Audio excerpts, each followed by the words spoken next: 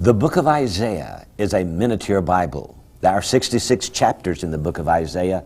There are 66 books in our Bible. There are two divisions to the book of Isaiah. The first division corresponds with law, the second division with grace. In Isaiah's first division, there are 39 chapters. There are 39 books of the Old Testament. In Isaiah's second division, there are 27 chapters. They correspond with the 27 books of the New Testament. Gary Stearman is here to discuss with me Isaiah, a miniature Bible. And all these years, there's been a little hint here, and not till lately have we taken the hint, namely that the Bible has a structure. It has an outline, and we just haven't had the keys to the outline until recently when we discovered that the 22 characters of the Hebrew alphabet, plus their 5 final forms, create a skeletal outline, and each aspect of the outline has a given meaning. Well, Isaiah conforms to the outline. On today's program, we're going to get into the first 39 and get just as far as we can. In 2 programs, we'll cover the Old Testament in the first 39 chapters. In the second series of 2 programs, total of 4, we will cover the New Testament. In our book, The Mystery of the Menorah and the Hebrew Alphabet, we have listed on page 170 the meanings of the Hebrew letters. We shall see in Isaiah chapter 1 the meaning of Aleph, the letter for God as creator and king. Gary? He is the strong creator. And by the way, Isaiah chapter 1 is the vision of Isaiah the son of Amoz. And he saw this vision concerning Judah and concerning Jerusalem and concerning the apostasy of his people. Now, Isaiah is, in a way, a very negative book. It's like Jeremiah and Lamentations, in a way, J.R., in that it's a heavy burden that the prophet has to lay upon his people. And he says here in verse 4 of chapter 1, "Ah, sinful nation, a people laden with iniquity, a seed of evildoers, children that are corrupters, they have forsaken the Lord. They have provoked the Holy One of Israel unto anger. They are gone away backward." This sets the theme, really, of the entire book, except when you get to the final few chapters of Isaiah, then you're looking forward to the new heavens and the new earth. Now, Gary, in this first chapter, we have a picture of Genesis. In fact, the fall of Adam. When he's talking about here, they have forsaken the Lord, provoked the Holy One of Israel. That sounds like the Garden of Eden, doesn't it? Right. It certainly does. And also, in Genesis 1:1, we find that mysterious particle, the first and last letters of the Hebrew alphabet, the Aleph Tav, just as Jesus said, "I'm the Alpha and the Omega," or "I'm the Aleph Tav."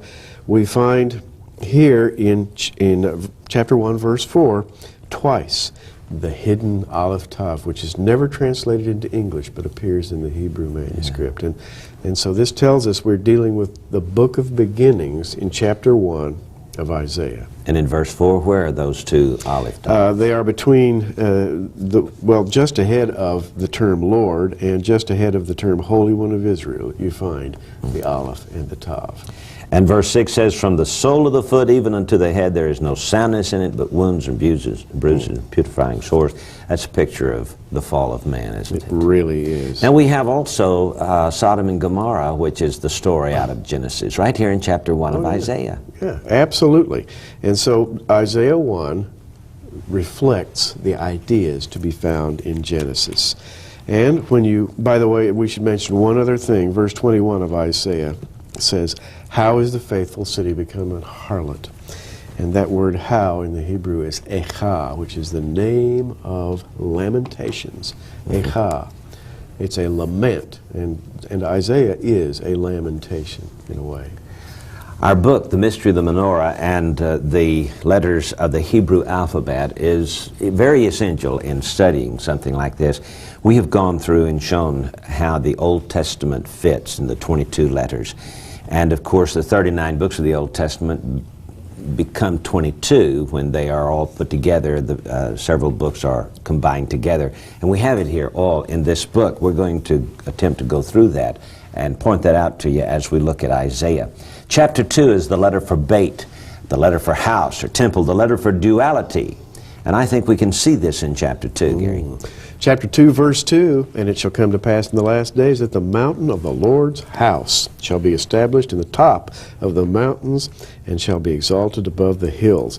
Now, this book, J.R., would correspond also to the book of Exodus, and the book of Exodus has Mount Sinai, the Lord's house. Fascinating. The tabernacle built at Sinai. Yeah. And we've got here the mountain of the Lord's house. And let us go up to the mountain of the Lord, verse 3. Incredible. Also, we have, at the end of this chapter, we have the houses of Israel under judgment. Namely, verse 19, the holes of the rocks, the caves of the earth, verse 21, the clefts of the rocks. During a time of judgment, they're forced out of their houses into holes in the ground. That sounds like 40 years in the wilderness, doesn't it? It sure does. That's Exodus. Leviticus is the third book of the Bible, and the Gimel book. Chapter 3 of Isaiah appears to describe the theme in the book of Exodus. Gimel is the letter of loving kindness and culmination. Indeed it is. In fact, the idea of Gimel is that of nourishment. And J.R., Gimel is where God feeds his people and provides for them in a tender way. We have here in verse 1, for behold, the Lord of hosts doth take away from Jerusalem and from Judah the stay and the staff, the whole stay of bread, the whole stay of water. Here the nutrition, the nourishment is removed for a time of judgment in order that restitution, redemption can come out of all this. Leviticus, which says, be ye holy even as I am holy, is really a very harsh book. It's a holiness of the law, and so he promises judgments to them for their wickedness, doesn't he? He does indeed. As a matter of fact, the 26th chapter of Leviticus even talks about being punished 7 times more. If you don't do what I say, I'll punish you 7 times more. And he just keeps on saying that. Well, here we have the punishment.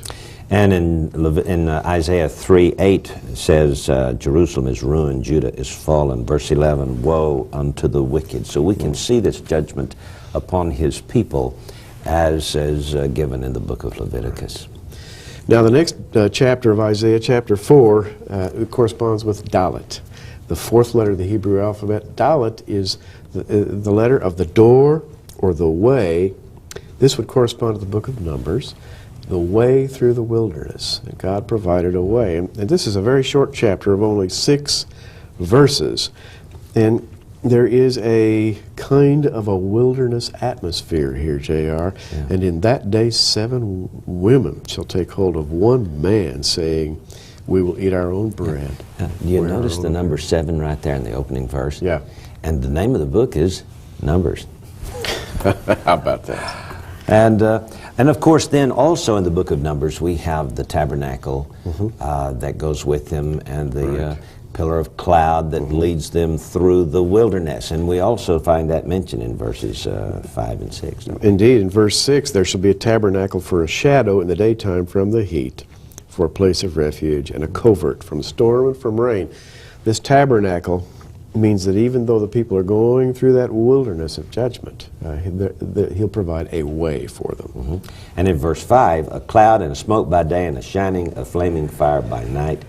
So chapter 4 of Isaiah certainly fits the book of Numbers, and Dalet, the letter for the way. The way.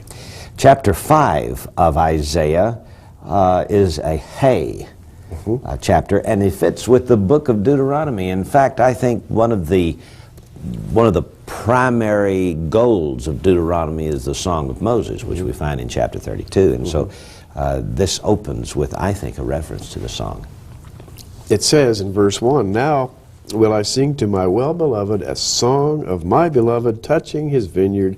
My well-beloved hath a vineyard in a very fruitful hill. Now, this kind of becomes a parable in a way. Yeah, because this vineyard is torn apart. He says, I'm going to tear down the tower, going to, just really lay it waste. Well, this is what the Song of Moses is about in Deuteronomy 32. It certainly is. If you don't keep my commandments, if you do not honor me, everything's going to be torn apart. And there are 6 woes in this chapter, by the way.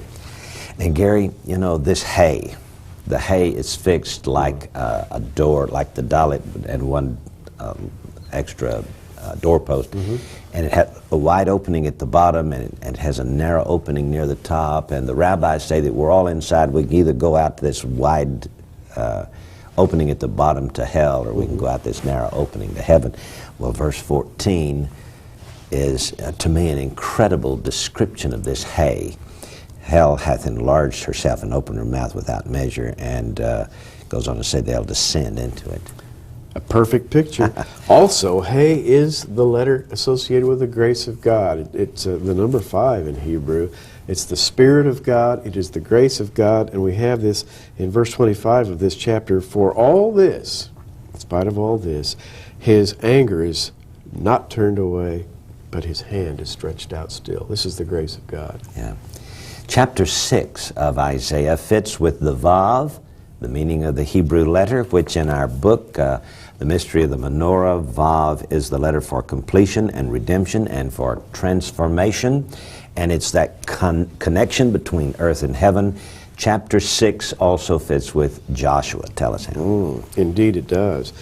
Joshua, by the way, is the book of possession, shall we say, in which the people are urged to go in, do the work of God, take possession, because God's made promises to you, and now you have work to do. And it's a transformation of the people from the wilderness journey to the promised land. Indeed. They are transformed into God's own warriors. It sort of takes a ragtag army and turns them into God's warriors.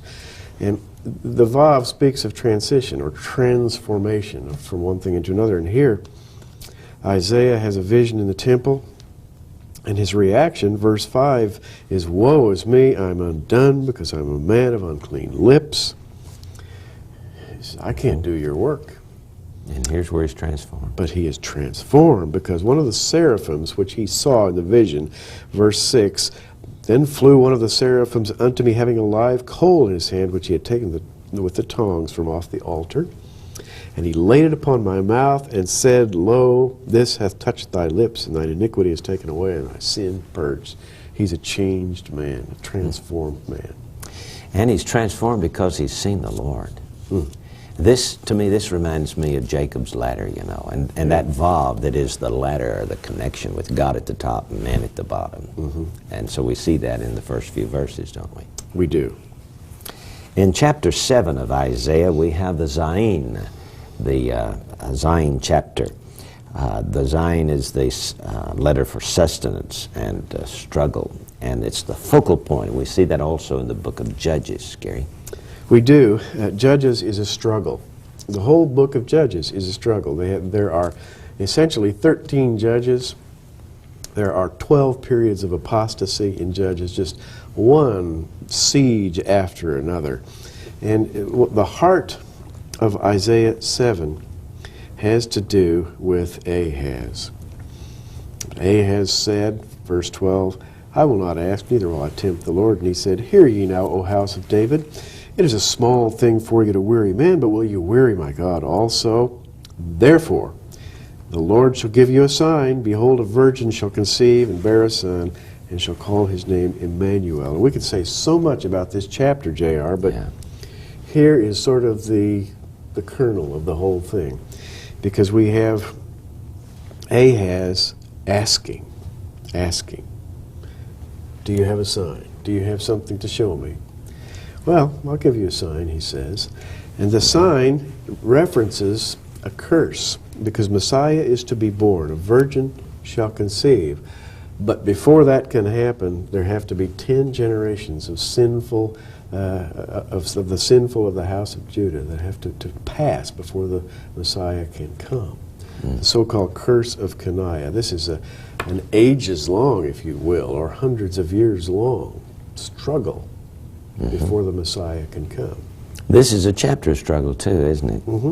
It says, Rezin, king of Syria, and Pekah, the son of Remaliah, the king of Israel, went up toward Jerusalem to war against it, but could not prevail against it. God was sustaining them. He was sustaining them in the midst of struggle. Yeah. And of course, you know, Ruth is attached to Judges, and so we have this bride here at the very end of Judges. And this is the first one where two chapters are combined together, both chapters 7 and 8 are combined together for the letter Zayin, just as Ruth was once attached to the book of Judges. Now let me just quickly explain here that 39 books became 22 when the Old Testament was originally put together. Ruth was attached to Judges. Ezra and Nehemiah were one book. There was no 1st and 2nd Samuel, Chronicles, or Kings. Lamentations was attached to Jeremiah. All 12 minor prophets were one book, considered to be one book. And so as we go through here, we're going to have to combine a couple of chapters from time to time, which is true here in chapters 7 and 8. And we can see this, this Ruth, I think, here in chapter 8, verse 3. Verse 3. And I went in unto the prophetess, and she conceived and bare a son. Then said the Lord unto me, call his name Maher Shahal Hashbaz. Well, this is haste ye to the spoil. So what we have here is a son of judgment. But really more than that, another picture of Messiah. And now the next two chapters, 9 and 10 of Isaiah, correspond with the Het. And the Het is the letter for transcendence, life, and grace. It is, in a word, the new birth. And, of course, the new birth speaks of the Son of God. Verse 6, for unto us a child is born, unto us a son is given, and the government shall be upon his shoulder. And his name shall be called Wonderful Counselor, the Mighty God, Everlasting Father, the Prince of Peace. One of the most famous prophecies in the Bible, the Fantastic. new birth. Oh, that's great, Gary. We've moved now from the level of the Father to the second level of the next 7 letters, which are the ministry of the Son. Unto us a child is born. Let's come to the Tet, chapters 11 and 12. They represent 1st and 2nd Kings. Yes, they do. Tet. And by the way, 1st and 2nd Kings would be then speaking of Solomon. The book of 1st Kings, actually 1st and 2nd Kings taken as a single scroll, speak of Solomon through the decline of the kings. And Solomon, of course, begins as a son of David, and he's very wise. Verse 1 here says, and there shall come forth a rod out of the stem of Jesse, and a branch shall grow out of his roots, and the Spirit of the Lord shall rest upon him, the Spirit of wisdom and understanding, the Spirit of counsel and might. Now, this is a messianic prophecy, but it's also a picture of Solomon. Yes, of course, the prophecies of the Bible have more than one interpretation, and this is the double reference we see here. Sure. But boy, this is fantastic for Solomon, Gary. It is. It talks about his wisdom. It says, verse 3, he'll have quick understanding. He'll not judge after the sight of his eyes. That's objective. You remember Tet means objective good? Right. This is objective judgment. It's the good that appears evil. You know, Solomon was a man who did a lot of evil things in his life. And with hundreds of wives, etc., and yet out of his reign came good. The 13th and 14th chapters of Isaiah correspond with 1st and 2nd Chronicles. And the 10th letter, the Hebrew alphabet, Yod. Yod is the name of God, by the way. It is, for example, the initial of Yahweh, the initial of Yeshua, the initial of Yerushalayim, the initial letter of Yisrael. It speaks of the things of God, the divine name. And we have here a prophecy of the day of the Lord coming. We have the Lord stepping out and judging Babylon. And we have the Lord judging Satan, that is, as he was called Lucifer, in Isaiah 14:12. We have the Lord stepping out and exercising the power of his name. How about that? Now, chapter 13 opens with the burden of Babylon, goes right on through chapter 14, so we can see here God's judgment upon Babylon. Well, you know, 2nd Chronicles ends with Babylon coming, destroying Jerusalem, carrying the people off, and here it fits with 1st and 2nd Chronicles in this indictment against Babylon. And I wish we had more time, because there is so much more to say. We hope that this will be an encouragement for you to take up your own individual study and sort of pick up where we left off. The next letter is Kaf. Kaf is the letter of crowning accomplishment. J.R.? And this is chapters 15 and 16, which correspond to Ezra and Nehemiah. And Kaf, by the way, is an interesting letter that speaks of the things accomplished in the messianic sweep of time, shall we say. I'm thinking of a verse here, verse 6, chapter 16, verse 5. And in mercy shall the throne be established, and he shall sit upon it in truth in the tabernacle of David, judging, seeking judgment, hasting righteousness. Anytime you see this letter Kaf used as an outline figure, you're really talking about that which the Messiah has accomplished, and it has to do with a crown, or it has to do with the temple very often. Yeah, well, that fits Ezra and Nehemiah. They came back to rebuild the temple. Right. And here we've got the tabernacle of David in chapter 6. Exactly. Chapter 16, verse 5. Incredible. Now we come to Esther. And actually the 17th chapter of Isaiah fits the book of Esther and the letter Lamed, the letter for teaching and learning. Lamed is a very tall letter that occupies the center position of the alphabet, teaching and learning. But the lesson that it deals with is the lesson of the wife and the bride. Esther, of course, the wife, saved her people under Persian rule. And by the way, we have here the burden of Damascus. Damascus desires to destroy Israel in much the same way that Haman, under King Ahasuerus, wished to destroy Israel. But guess what? Damascus gets destroyed instead. Yeah. And of course, the glory of Jacob is made thin here. So this is a struggle of the wife of God, isn't it? Yes, it is. We'll continue with our studies in Isaiah on our next program. We've simply run out of time for this session. But as you can see, Isaiah is a miniature Bible, and these first 39 books or chapters of Isaiah correspond to the 39 books of the Bible and the 22 divisions, the letters of the Hebrew alphabet. The next part of Isaiah continues with chapters 40 through 66, corresponding to the 27 books of the New Testament. We'll see that as time goes on.